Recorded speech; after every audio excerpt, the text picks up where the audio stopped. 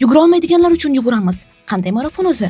Bu videoni oxirigacha ko'ring, hozir aytib beraman. Butun dunyoda bir xil vaqtda start beriladigan Red Bull marafoniga birinchi marta qatnashdim. Raqamlarni ham oldim. Kiyinib, tayyor bo'lib, hamma bilan ko'rishdim. Va nihoyat marafon. Let's go! Oyog'imda travma borligi uchun Aziza bilan yugurdim. U meni sudrab yurdi desam ham bo'ladi. Oho, tennischi bola ham yuguryapti. Menga kontentlar rosa ham yoqadi. Bu marafonda siz World Run programmasi orqali yugurasiz ekan. Yarim soatdan keyin bizni mashina quvdi va 5 kilometrdan keyin menga yetib oldi. Sharmanda. Men yugurayotganlarni qo'llash uchun ularning kayfiyatini ko'tarib turdim.